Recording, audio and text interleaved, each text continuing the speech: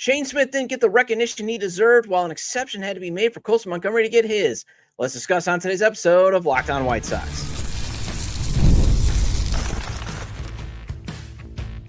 You are Locked On White Sox, your daily Chicago White Sox podcast. Part of the Locked On Podcast Network, your team every day. Hello, I'm your host, Todd Welter, a lifelong Sox fan. I've been podcasting here for over a year and a half and covering the team well before then. And also, I've covered Major League Baseball for outlets such as the Associated Press. And thanks for making Locked On White Sox your first listen every day. Part of the Locked On Podcast Network, your team every day. Baseball America released their all-rookie team, and Shane Smith got snubbed. Well, Colson Montgomery made it as their DH. So let's discuss if Smith deserved to be snubbed and if some other White Sox rookies deserve some consideration too. Then I want to discuss something that stood out to me when the Cubs beat the Padres in their wild card series and how it actually can apply to the White Sox. And finally, I'm going to roll out a new segment, Fan Poll Fridays. Today's episode is brought to you by FanDuel. Right now, new customers can bet just $5. If your bet wins, you'll get $300 in bonus bets to use across the app. Download the app today.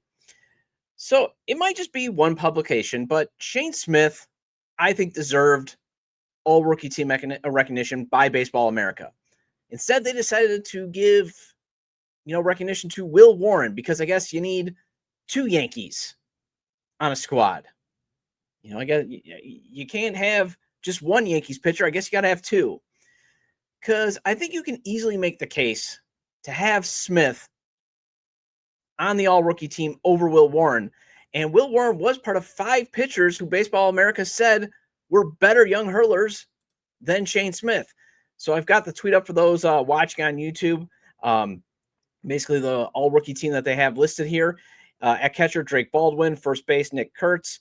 Second base, Luke Keeschel. Third base, Matt Shaw. Shortstop, Jacob Wilson. Outfield, Roman Anthony. Outfield, Dylan O'Reilly. Jacob Marce is the other outfielder. And then DH, Colson Montgomery. And then for pitchers, you got Noah Cameron, Chad Horton, Chad Patrick, Cam Schlittler, and Will Warren, and then Braden Fisher.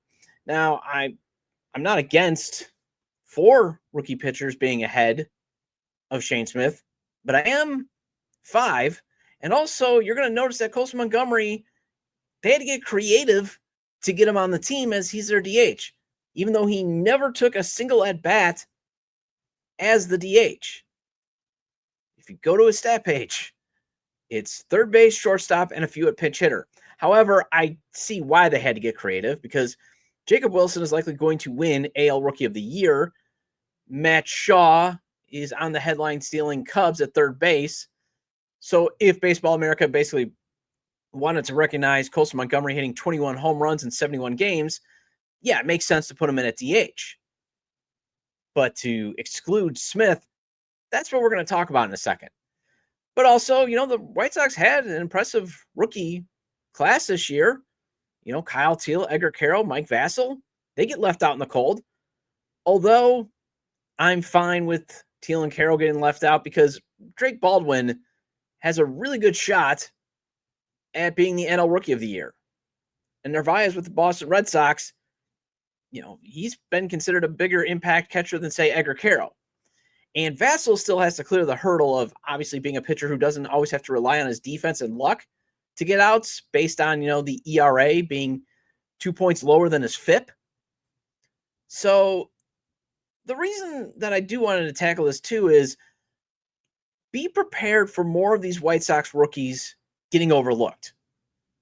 Because part of it is when you lose 100 games for the third straight season, even though you and I have a lot of hope and saw a lot of good out of some of these rookies, you're going to get the outsiders being like, well, you still lost 100 games. Now, Smith getting excluded, that gets in my craw. Because, my guy, Brett Hafner of Sox on 35th, he made the simple case of why Smith belonged over Will Warren when he tweeted this out. And I've got the tweet up for those watching on YouTube. This is at Halfball7. Will Warren, when you look at his numbers, 0.6 BWAR, 4.44 ERA, 162 thirds inning, 171 strikeouts. Shane Smith, 2.6 BWAR, 3.81 ERA, 146 and a thirds innings, 145 strikeouts. I am simply hashtag noticing and hashtag observing. And it's a pretty good observation because, again, if you look at Baseball Savant, advanced stats, and I've got that up for those watching on YouTube. Sorry for those that are going to be listening on Apple or Spotify. But if you look at his advanced stats per Baseball Savant, Shane Smith has got a lot more numbers going towards great than Will Warren. And I've got that up for those watching on YouTube. Basically, Will Warren's great is fastball, run value, and extension. You look at Shane Smith, same thing. Run value is great. Then you also have got, basically 1, 2, 3, 4, 5 trending into the red, 6 trending into the red. And the numbers are just better. And for those wondering, well, Warren probably got it, because again, he's with the Yankees. You get so sick and tired of sometimes Smith's headlines being stolen. He should get the recognition. Although I'm fine, again, think about the decision the Brewers had made. Former host of this show, and now the host of CHGO Lockdown White Sox podcast, Sean Anderson, he brought up a great point, though, of just imagine the decision the Brewers had to make, because people were panning the Brewers for being like, how could you leave him unprotected? Well, they had to choose between him or Chad Patrick, apparently. And Chad Patrick, he gets the all-rookie recognition, and rightfully so. 2.6 F4, 3.53 ERA, 3.53 FIP. I mean, just, that's fine. That doesn't get at me. But Warren over Smith? I'm sorry. And I do wonder if Smith doesn't get, if Smith doesn't run out of gas in late June and then had that July swoon, would he get excluded from that list? Say he continued to be somewhere between effective and dominant, which he was pretty much outside of 6 weeks. You could argue he could be in consideration for Rookie of the Year. But instead, you had the talk of him making the All-Star team with an ERA over 4 as being one of the worst All-Star selections in franchise history. And some were like, man, this is the guy you got to send? But if you look at it, Warren's ERA was consistently in the 4s, sometimes even getting into the 5s all season long, and he gets the recognition? Now, that doesn't make sense to me. He had 2 decent months. June with a 2.86 ERA and August with a 2.84 ERA. Otherwise, April, 5.63. May, 4.82. July, 5.34. September, 5.13. I mean, I would have accepted if Leiter got in over Smith, but Warren, really? Smith just had one poor month, and it was poor. July with a 9.75 ERA, and those 2 bad starts in June that ballooned that month's ERA to 5.60. But otherwise, a 2.23 ERA in April, a 3.28 ERA in May, 2.67 in August, 3.81 in September. He had just 6 games in the 29 starts he made where he gave up 5 or more runs. One of those starts, he was just charged with 1 earned run. I mean, that was that Cubs game where the defense was just atrocious behind him. But I guess Warren had more strikeouts, and he only had 4 starts where he allowed 5 or more runs. But it seemed like the Yankees gave him a quick hook whenever he got into trouble. And for Yankees fans who stumble across this show, I would just want to go over a few things. 1, this is a White Sox show. 2, don't punch down. 3, you already got a guy in. Cam Schlittler, who was the better pitcher, and he showed it last night. And he's awesome. But I don't see Will Warren, why he gets the recognition. But I guess, hey, if you lose 100 games for 3 straight seasons, you're just not going to be getting that much, that much recognition. Well, I was hate watching the Cubs yesterday, and something stood out to me in the Game 3 win over the Padres that I actually do think could apply to the White Sox rebuild. And I want to talk about it after the break.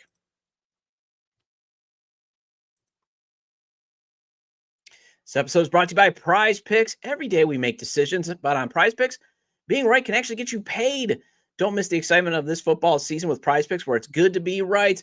Playing Prize Picks is such a fun, simple way to add more excitement of football. You just pick more or less on player projections, like Josh Allen's passing yards or Saquon Barkley's rushing for a touchdown, and you're in the game.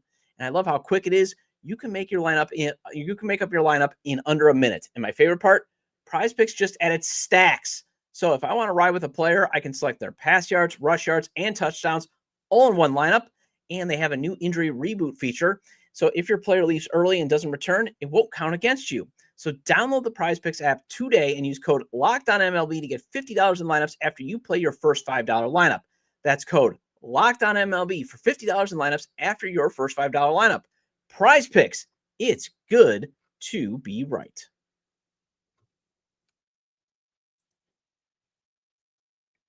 Welcome back to Locked On White Sox. I'm your host, Todd Welter. Again, make sure to hit the like button on today's episode. Subscribe to the YouTube channel at Locked On White Sox. And if you can't catch a show on YouTube, you can get the audio version of the show on places such as Apple or Spotify. So make sure to follow or subscribe wherever you get your podcasts. Either way, get your 30-minute fix of Chicago White Sox baseball venting with me and maybe some hope. And also make sure to check out my written content at SouthsideSox.com, part of the SB Nation, on TapSportsNet.com, and at the Fans First Sports Network. All right, so the Cubs beat the Padres in Game 3 because Dansby Swanson and Nico Hoerner were just out there robbing hits. That's the way I saw it. And why am I even talking about the Cubs? Why am I even in Cubs business on a White Sox show?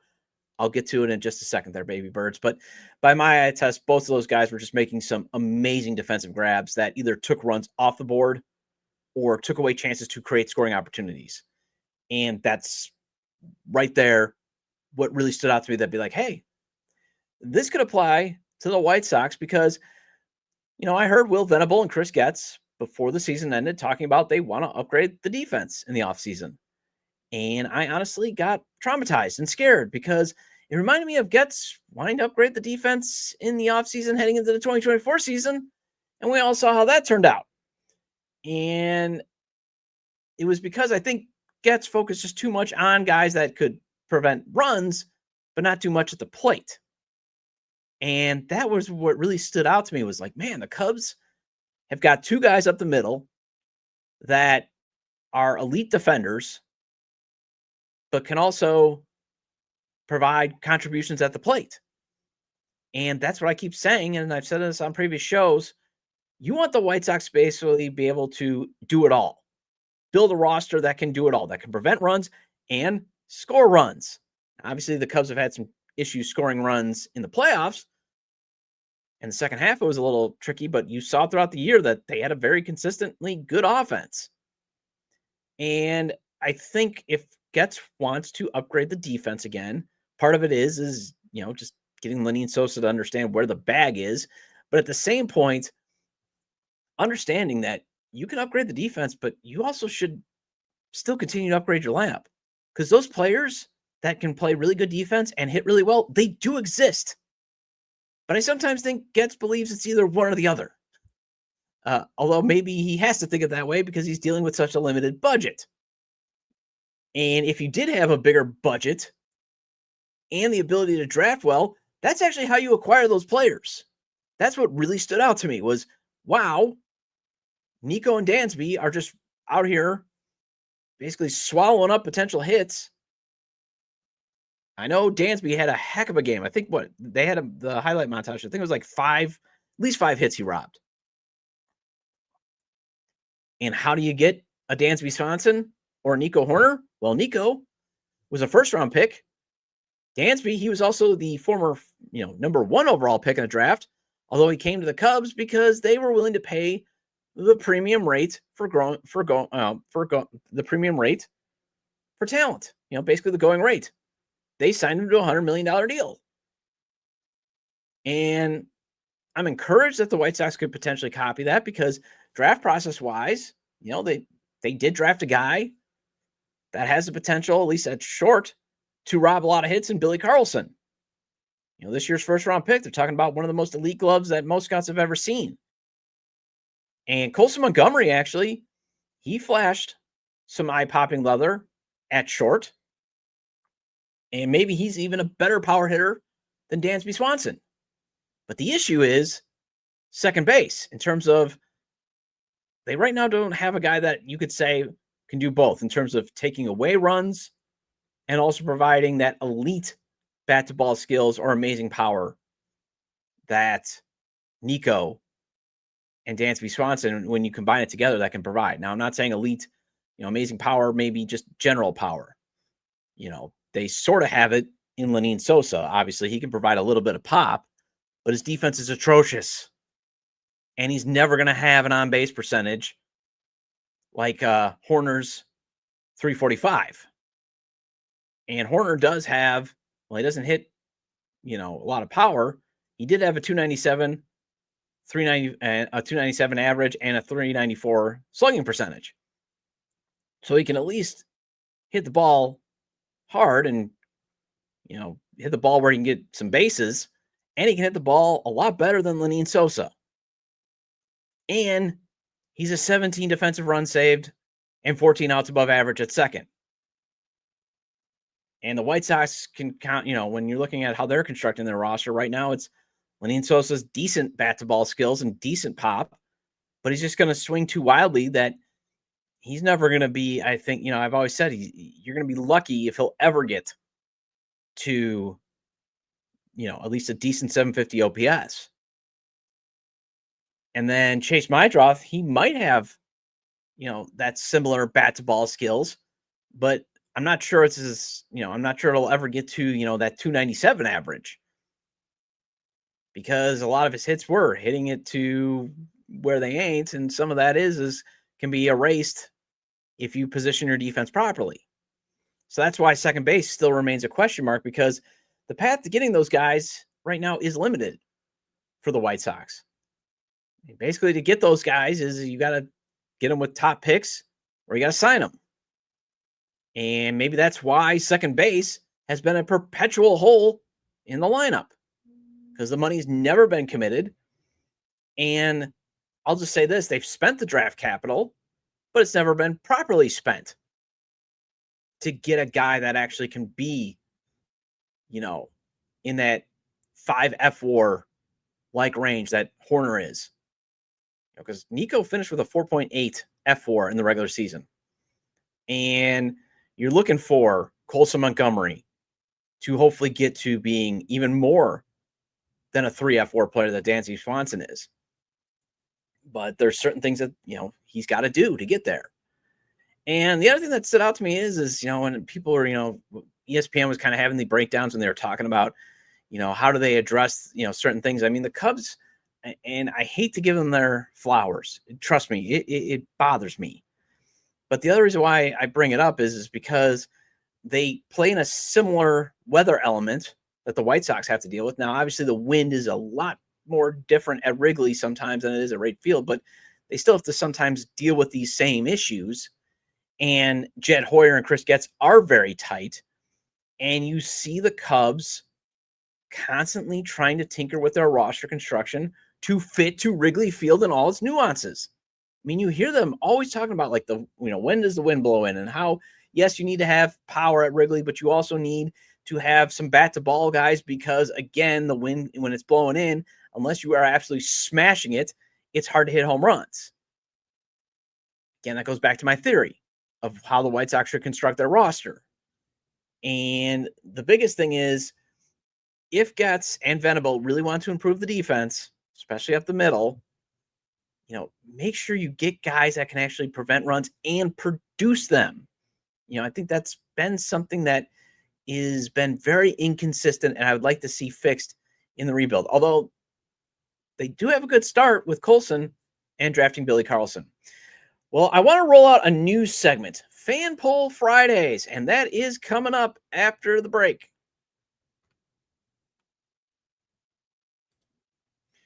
The NFL season is here, and FanDuel has an offer you don't want to miss. Right now, new customers can bet just $5 and get $300 in bonus bets if you win. That's right. Pick a bet, put down $5, and if it hits, you'll unlock $300 in bonus bets to use across the app. FanDuel gives you so many ways to play. You can build parlays. You can try their player props. You can even follow the live lines during the games. And I've been always telling you, FanDuel's traditional money lines, the over-unders, and the spreads, they are fun to play. But if you want to win big or at least double or triple your money, play the parlays, the props, or the futures. And they are running a same-game parlay for this Sunday's Minnesota and Cleveland game in London, involving Jordan Mason, Justin Jefferson, Jerry Jeudy, all scoring an anytime touchdown, along with Dylan Gabriel throwing 2 or more touchdown passes. That is at plus 34.88. So if you put, say, $10 on that and it hits, it will pay out $348.89. FanDuel makes watching football even more exciting when you've got a little something extra riding on the game. So what are you waiting for? Visit FanDuel.com to download the FanDuel app today and get started. Welcome back to Locked On White Sox. I'm your host, Todd Welter. Again, shout out to all the everydayers. I appreciate your loyalty.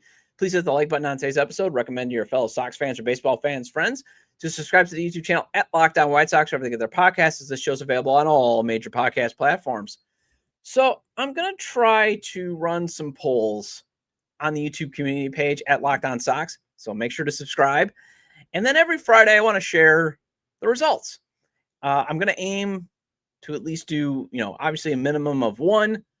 I'm going to, the median 3. And maybe if I got time, hey, we'll get crazy every day. But then on Fridays, I want to go over it and see, hey, do I agree with you or not? Give you the results, kind of see, hey, what is the community thinking? So I ran 3 polls this week. And one of them, I'm going to tell you right up front, I sort of disagree with, and that is the bullpen. So I had it out there. What should the White Sox top bullpen priority be this offseason? The 4 decisions were sign veterans on 1-year deals, develop more power arms internally, trade for established arms, nothing, hope current guys improve. And at 28%, sign veterans on 1-year deals. It was 48% develop more power arms internally, 15% trade for veteran arms, and 9% for just hope the guys can improve. I still think, even though this goes against my rule, they should spend some money in the offseason on some bullpen upgrades, in that 1-year deal range, or a 1 and an option deal. Because the reason why, I know you guys are saying, and I get the internal improvement, and they should be doing internal improvement, as I never want to see that much money spent on the bullpen ever again. But some of these guys may still need some innings in the minors to develop their stuff. Some of these guys we might be overrating. Like, I think the organization has kind of told us what they think about Peyton Pallette. I'm very high on them, but at the same point, if they never ever called him up when they needed power arms, they kept calling up Cam Bouger, that kind of maybe says something to you. But they might also need more experience in those situations. But at the same point, if you want to move forward in this rebuild and maybe start to teach the whole, core how to win, you do need probably some veteran arms that are better than, say, Bryce Wilson, to help not blow so many leads. You want somebody better than Cam Bouger in high leverage. And if you send them on a 1-year deal, you only need them around for a few months and then leverage them at the trade deadline. Because, again, the trade deadline was so good to bullpen arms. It was so generous to bullpen arms. And, again, I think this is next year's deadline, unless something absolutely surprisingly happens, should be another sell trade deadline. And as we saw, at this trade deadline, the White Sox didn't have much to sell. They weren't able, to infuse as many, timeline changing prospects. But as you saw some of these deals for some of these bullpen arms, it can help if you sign a few guys. Like I said, Devin Williams, he might be the ideal signing for the White Sox. Just a guy on a make good deal. And if he does make good, deal him in July. Now, I do agree with the final vote. Let's see if I got this all right there, of what the expectation should be for next season. 49% of you are expecting bad, but showing some improvement. 7%, somewhere between 2023 and 2024. 17% believe that the White Sox are going to be competing for a playoff spot. 27% think it is too early to predict. And I'm hoping that the White Sox get to 70 to 75 wins, but that's still bad in the grand scheme of things. Think about it. Yes, the White Sox had a 19-game win improvement, but they went from 41 to 60 wins. That's still bad. And when we talk about fun bad, remember, bad is still in that phrase. But if you want the internal improvement of this core, winning some more games, you're going to live with it. Because as long as they keep moving up in the standings, I'm fine with that. So that's why another reason is I have no problem with the White Sox signing some guys to 1-year deals to help the bullpen so you can protect some of these leads so you can get to that 70 to 75 win mark. Finally, you guys disagreed with me on who the biggest surprise was this season, as 67% of you said Colson Montgomery was the biggest surprise of the 2025 season. I did a show on Monday. I said Shane Smith, to me, was the biggest surprise. 25% of you voted for him. Mike Vassell, he got 4% of the vote. Miguel Vargas got 3% of the votes. Hey, I get it, because Colson, I mean, he was struggling so poorly at AAA Charlotte that they had to pull him from game action. So I get that. All of a sudden he goes from hitting 185 at one point at AAA Charlotte to blasting 21 home runs in 71 big league games. That is a surprise. But as I reiterated, and I talked about it on Monday's show, Colson is a former first round pick. Colson was once the number one prospect in the White Sox organization. Colson was, at the time of his call-up, being reconsidered as a top 100 prospect. Shane Smith, they picked off the rule of 5. I'm just saying, it's, you're not wrong. I'm just a little surprised. It's just, to me, Shane Smith was the bigger surprise, because I think, remember, the expectations for Shane Smith was, can he just stick with the team as a low leverage, long reliever, potentially swing man. I know he was given a chance to compete for a roster, for a starting spot. But at the time, it was kind of, okay, he's going to be a starter to keep the seat warm until Drew Thorpe recovers. Now, obviously, that all changed. Due in part to Drew Thorpe's injury, needing Tommy John surgery, and in part because Shane Smith earned a starting job in spring training. But I'm just saying, relative to the expectations, and unless you were so out on Colson after seeing him struggle so mightily that he surprised you, then I can see why you voted that way and why you think that way. And again, it's not like you're wrong. And this is another way that I feel like I can give you guys a voice in this show, is by doing these fan polls. So again, I'm going to try to do, mailbag segment every week, and I'm going to try to do these fan poll segments, every Friday. Well, that wraps up this edition of Locked On White Sox. Thanks for making Locked On White Sox your first listen every day. For your second listen, check out Locked On MLB Game Night. Every game, every night, until a World Series champion is crowned. Get local analysis on a national scale. Find MLB Game Night on Locked On MLB on YouTube, or wherever you listen to your podcast. And I'll be back on Monday to power rank the White Sox offseason needs and go over MLB Pipeline's updated top 100 prospect rankings. Feel free to leave comments about today's discussion on the episode page on YouTube, via email, lockedonwhitesox@gmail.com, or leave them at X, formerly Twitter, at LockedOnSox, or at ToddJDub. Also, make sure to like today's episode on YouTube, or leave a 5-star review at wherever you get your podcasts. Have a great day. Have a great weekend, and I will talk to you Monday.